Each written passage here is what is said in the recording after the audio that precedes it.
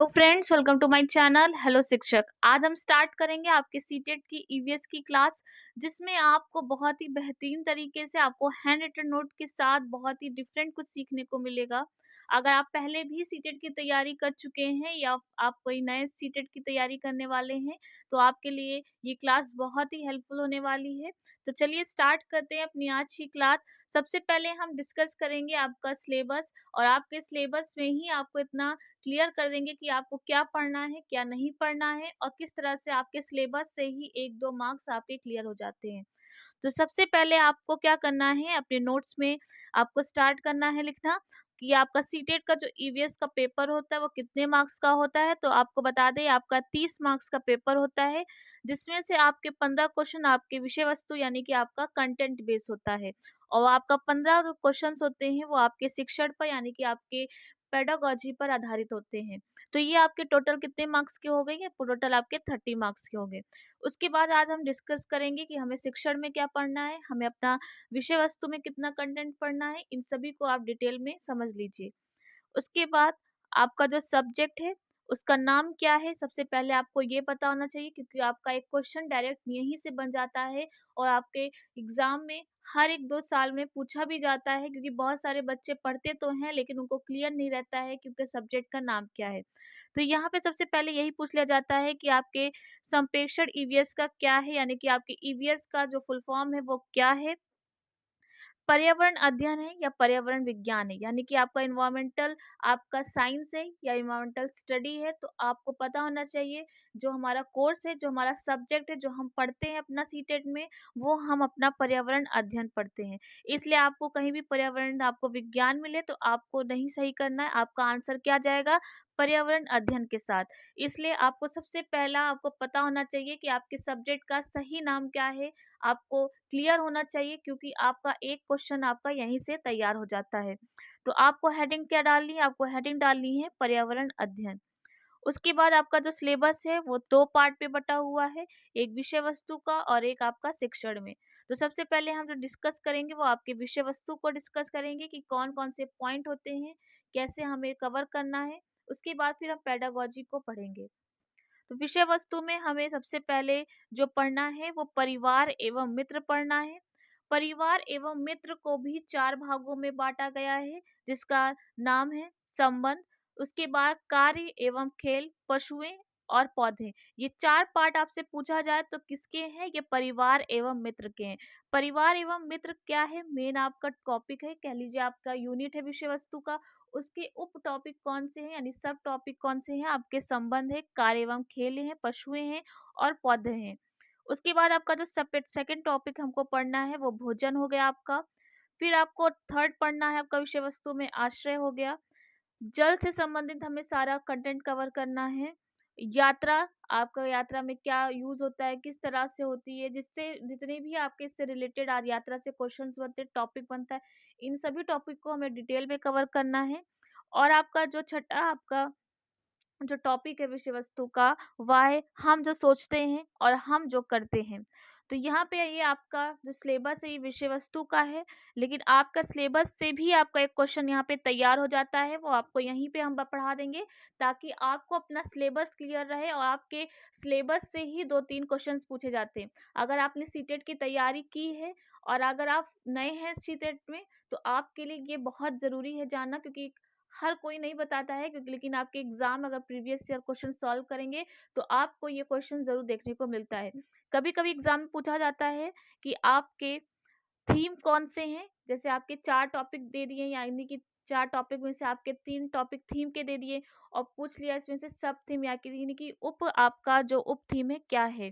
तो यहाँ आपको पता होना चाहिए कि आपके जो मेन आपके जो इम्पोर्टेंट थीम है वो आपके सिर्फ 6 हैं, यानी कि परिवार एवं मित्र है, भोजन है, आश्रय है, जल है, यात्रा है और हम जो सोचते हैं और हम जो करते हैं। और इसके अंतर्गत आपसे पूछा जाए कि निम्नलिखित में से कौन से उप थीम है, यानी कि सब थीम है, तो याद रखिएगा आपकी उप थीम 4 है। तो आपसे किस प्रकार से क्वेश्चन बनता है, आपको ऑप्शन दे दिया जाएगा 3 ऑप्शन दे दिया जाएगा, अगर थीम से रिलेटेड बनेगा तो कह देंगे निम्नलिखित में से कौन-सा थीम नहीं है। तो 3 आपको इन थीम में से रिलेटेड दे देंगे और आपका एक सब थीम दे देंगे। तो जब आपको पता होगा सब थीम क्या है, तो आप बता सकते हैं कौन-सा हमारा थीम नहीं, क्योंकि ये हमारा सब थीम है यानी कि उप थीम है। तो यहाँ पे आप ऐसे एरो बना के बना भी लीजिएगा कि आपके जो 6 पॉइंट हैं, ये आपके थीम के हैं और आपके जो 4 हैं, ये उप थीम है। तो यहाँ से आपके एक और क्वेश्चन को हमने तैयार करा दिया। ऐसे ही आपको सिलेबस क्लियर हो जाएगा, तो आपको जो टॉपिक स्टार्ट करेंगे नेक्स्ट क्लास से, तो आपको बहुत ही ईज़िली समझ में आएगा। उसके बाद हमें डिटेल में पढ़ना है कि हमें अपनी पेडागोजी में क्या पढ़ना है, क्योंकि पेडागोजी ऐसा सब्जेक्ट है, क्योंकि बच्चों को जो प्रॉब्लम आती है वो पेडागोजी में ही आती है। कंटेंट तो कहीं न कहीं हम स्कूल से भी पढ़ते हुए आ रहे होते हैं, तो कभी कहीं न कहीं हमें क्लियर भी होता है, लेकिन पेडागोजी यहाँ पे आके हमारे लिए कुछ नया हो जाता है, इसलिए सिलेबस को हम ऐसे डिस्कस करेंगे ताकि हमें क्लियर रहे कि उसके अंदर हमें पढ़ना क्या-क्या है। उसके बाद नेक्स्ट हेडिंग आपको डालनी है शिक्षण यानी कि आपका पेडागोजी। पेडागोजी में सबसे पहले हमें जो पढ़ना है वह पर्यावरण शिक्षण की अवधारणा और विषय क्षेत्र। अवधारणा के अंतर्गत हमें ये पढ़ना है कि पर्यावरण शिक्षण होता क्या है, उसका महत्व क्या है और उसका उद्देश्य क्या है। यानी कि अवधारणा से रिलेटेड आपके 3 पॉइंट्स यहाँ पे कवर होते हैं, यानी कि पर्यावरण शिक्षण क्या है, उसके महत्व क्या है, उसके उद्देश्य को कैसे पूरा किया जाए, क्या होता है, क्या उद्देश्य होते हैं, इन सभी को। और विशेष क्षेत्र में हमें 3 पॉइंट कवर करने हैं, जिसमें आप प्राकृतिक क्षेत्र क्या है, सामाजिक क्षेत्र क्या है, आर्थिक क्षेत्र क्या है और आपके पर्यावरण शिक्षण में जो आपका आर्थिक क्षेत्र होता है उसका अर्थ होता है संरक्षण। इसलिए याद रखिएगा अवधारणा और विषय क्षेत्र के अंदर हमें जो पॉइंट्स कवर करने हैं उनको भी हमने यहाँ पे आपको बता दिया। उसके बाद आपका नेक्स्ट टॉपिक है वह है पर्यावरण शिक्षण में समस्या समाधान या महत्व। यानी कि आपके पर्यावरण शिक्षण में समस्या समाधान के लिए क्या इम्पोर्टेंट है। तो हमें हमें जो इसमें पढ़ना है वह पढ़ना है कि पर्यावरण शिक्षण में समस्या समाधान किसे कहते हैं, यानी किसे कहते हैं समस्या, क्या होती है शिक्षण शिक्षण में आपकी समस्या, किस तरह से पर्यावरण के लिए समस्याएं उठती हैं, बच्चे को कैसे आप समझाएंगे, उसके बाद उसका निदान कैसे करना है, उसका पता कैसे लगाना है, इन सभी चीज़ों को क्लियर करना है। उसके बाद किसे कहते हैं और उसका समाधान किस प्रकार से किया जाना चाहिए, इसके बारे में भी पढ़ना है। तो आपके सेकंड टॉपिक में जो 3 पॉइंट हमें कवर करना है, मेन यही टॉपिक कवर करने हैं कि क्या होती है समस्या, उसका निदान किस तरह पता लगाया जाता है और उसका समस्या समाधान किस तरह होता है। तो ये आपका सेकंड पॉइंट हो गया। उसके बाद आपका थर्ड जो है वो है पर्यावरण शिक्षण के संकेतक। अगर आप एनसीईआरटी पढ़ेंगे तो आपके टोटल 10 आपके संकेतक दिए गए हैं। इन 10 को हम यहाँ पे कवर करेंगे, क्योंकि आपकी जो मेन आपकी एनसीईआरटी से हमें कवर करना है, इसलिए पर्यावरण शिक्षण के जो संकेतक हैं इनकी जो संख्या होती है वो होती है 10। उसके बाद आपका जो चौथा पॉइंट है वो है एकीकृत पर्यावरण यानी कि एकीकृत उपागम, जिससे जिसे हम पढ़ेंगे एनसीएफ 2005 के आधार पर। यानी कि आपका जो टॉपिक ये क्लियर करेंगे एकीकृत को, ये एनसीएफ को लेकर हम क्लियर करेंगे, क्योंकि आपका जो मेन एनसीएफ 2005 है उसी के बेसिस पे ये टॉपिक आपका कवर होता है। उसके बाद आपका जो नेक्स्ट आपका टॉपिक है वह है पर्यावरण शिक्षा। यानी कि अभी तक हम क्या पढ़ते आ रहे थे, पर्यावरण शिक्षण, और यहाँ हमें क्या पढ़ना है, पर्यावरण शिक्षा। और पर्यावरण शिक्षा के अंतर्गत भी हमें क्या क्या पढ़ना है आपको ये भी हम क्लियर कर देंगे, ताकि आपका जब सिलेबस स्टार्ट होगा, क्लास हम स्टार्ट करेंगे, तो आपका पूरी तरह से क्लियर हो कि हमें किस टॉपिक के अंदर कितने पॉइंट्स कवर करने हैं। तो यहाँ पे पर्यावरण शिक्षा के अंतर्गत सबसे पहले हम पढ़ेंगे पर्यावरण विषय की शिक्षा क्या होती है। उसके बाद हम पढ़ेंगे पर्यावरण के माध्यम से शिक्षा क्या होती है, यानी कि किस माध्यम से शिक्षा देते हैं, पर्यावरण की कौन से माध्यम का इस्तेमाल करते हैं। उसके बाद पर्यावरण संरक्षण की शिक्षा देते हैं, जिसमें हम ज्ञानात्मक पक्ष पढ़ते हैं, भावात्मक पक्ष पढ़ते हैं और उसका क्रियात्मक पक्ष पढ़ते हैं। तो पर्यावरण शिक्षा आपसे पूछा जाए तो आप बता भी सकते हैं, अगर आपसे पूछे कोई कि पर्यावरण शिक्षण होता क्या है, कैसे उसमें कौन से पॉइंट्स आते हैं, कैसे उसको कवर करते हैं, तो आप बताइएगा कि उसके विषय की शिक्षा हम पढ़ते हैं, कौन से माध्यम से शिक्षा होती है, कैसे दी जाती है, इन सभी को पढ़ते हैं। उसके बाद उसका संरक्षण की शिक्षा पढ़ते हैं, उसके ज्ञानात्मक पक्ष को, भावात्मक पक्ष को और क्रियात्मक पक्ष को कवर करना ही हमारा क्या कहलाता है, पर्यावरण शिक्षा कहलाता है। तो ये आपके हो गए 5th पॉइंट। उसके बाद आपका जो नेक्स्ट टॉपिक है आपका 6 है, सीखने के नियम हमें पढ़ने हैं, जो बहुत ही इंपॉर्टेंट है। आपने सीडीपी में भी पढ़ा होगा कि पावलोव कौन है, स्किनर कौन है, थॉर्नडाइक का क्या कार्य है, लेकिन इन्हीं सब मनोवैज्ञानिक ने पर्यावरण के क्षेत्र में किस तरह से कार्य किया है, हमें उसको यहाँ पे कवर करना है। तो सीखने के नियम में हम पर्यावरण शिक्षण में पावलोव को पढ़ेंगे, स्किनर को पढ़ेंगे, थॉर्नडाइक को पढ़ेंगे और कोहलर को पढ़ेंगे कि पर्यावरण में ईवीएस में किस तरह से उनका कार्य है, क्या क्षेत्र है, कैसे क्वेश्चंस बनते हैं, इन सभी को इसमें क्लियर करेंगे। उसके बाद आता है आपका पर्यावरण शिक्षण की विधियां, जैसे आप की होती है आगमन विधि, निगमन विधि, आपकी कहानी विधि, बहुत सारी विधियां होती हैं। लेकिन यहाँ पे आपका एक क्वेश्चन हम बताना चाहेंगे, अगर आपसे पूछा जाए कि आपकी जो शिक्षण की विधियां होती हैं उसमें सबसे बेहतर और सबसे उपयोगी आपकी विधि कौन सी होती है, ईवीएस के बेसिस पे आपसे पूछा जाए, तो आप बताइएगा भ्रमण विधि। आपका इसीलिए हम सिलेबस में भी पॉइंट क्लियर करें, ताकि आप अगर नए हैं इस चीज़ में तो आपको ये ना लगे बहुत टफ है ईवीएस, बहुत ही डीप है, कुछ नहीं होता है। अगर आप एक बार सिलेबस को पूरा कवर कर लेंगे तो आप जब रिवीजन करने बैठेंगे तो आपको बहुत ही ईजी लगेगा। इसलिए अगर आपसे पूछा जाए कि सभी शिक्षण विधियों में से सबसे महत्वपूर्ण विधि कौन सी है, तो आप बताइएगा भ्रमण विधि है। क्यों होती है? क्योंकि इसमें बच्चों का अवलोकन कौशल का विकास होता है और आपके क्वेश्चंस के पॉजिटिव पॉइंट्स भी यही है कि कहीं भी आपको ईवीएस में अवलोकन मिल जाता है, किसी चीज़ का अवलोकन करके क्रिया करना या अवलोकन करके कार्य करना, तो यही आपका राइट आंसर चला जाता है। क्योंकि जो सबसे महत्वपूर्ण आपकी विधि होती है वो भ्रमण विधि होती है। जब बच्चा खुद से जाकर अवलोकन करता है, चीज़ें देखता है, सीखता है, उसको महसूस करता है, तो उसके सारे जो उद्देश्य होते हैं, उसके जो पॉइंट्स होते हैं वो सभी क्लियर होते हैं। इसलिए आपका जो आंसर होगा वो भ्रमण विधि के साथ होगा। उसके बाद आपका 8 पॉइंट है पर्यावरण शिक्षण के सिद्धांत, जैसे क्रियाशीलता, निरंतरता हो गई, पूर्व नियोजन हो गए, उनके सूत्र क्या हो गए। आप सभी सूत्र भी पढ़ेंगे, जैसे आगमन से निगमन की ओर हो गया, ज्ञात से अज्ञात की ओर गया, पूर्व ज्ञान से वर्तमान ज्ञान की ओर हो गया, सरल से जटिल की ओर हो गया। बहुत सारे आपके सूत्र हैं जो आपके ईवीएस में इस्तेमाल होते हैं, उन सभी को हम अपने 8th पॉइंट में कवर करेंगे और जिसमें हम उनके सिद्धांत भी पढ़ेंगे, क्रियाशीलता किस तरह होती है, पूर्व नियोजन किस तरह से होती है, ये सभी पॉइंट आपके इस टॉपिक के अंतर्गत कवर किए जाएंगे।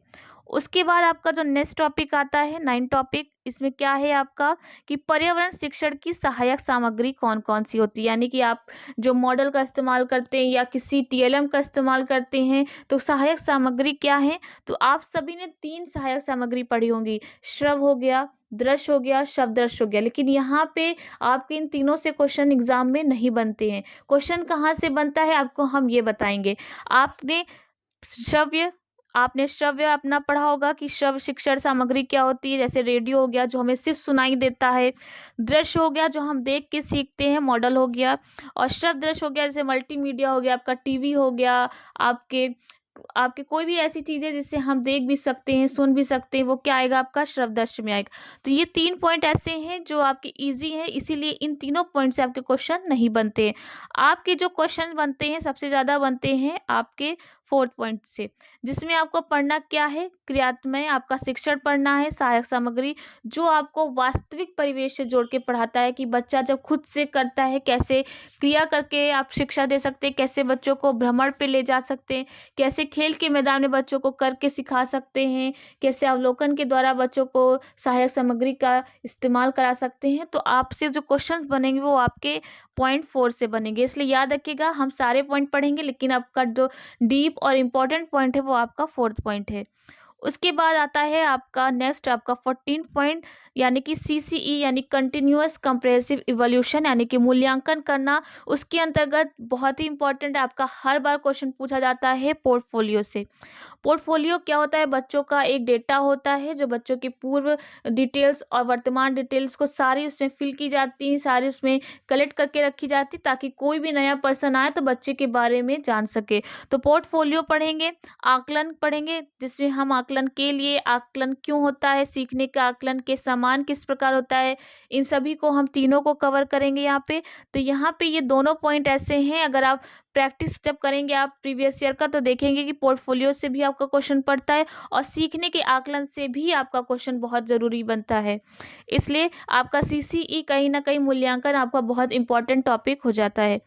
उसके बाद नेक्स्ट आपका जो है उसमें पर्यावरण शिक्षण नीति, पर्यावरण शिक्षण नीति में हम क्या करेंगे, एनसीएफ 2005 को कवर करेंगे, जिसमें उसकी सारे जो पॉइंट्स आपके इम्पोर्टेंट है, जैसे कठिन शब्दावली का इस्तेमाल नहीं करना है क्लास में, बच्चों की अमूर्त अवधारणा का इस्तेमाल नहीं करना है, परिभाषा बच्चों को नहीं रटानी है, कैसे एनसीएफ 2005 में बच्चों को पढ़ाने का तरीका बताया गया है, लचीला इस्तेमाल करना है, कैसी पाठ्यक्रम बनाना है, इसी नीति को हम यहाँ पे कवर करेंगे।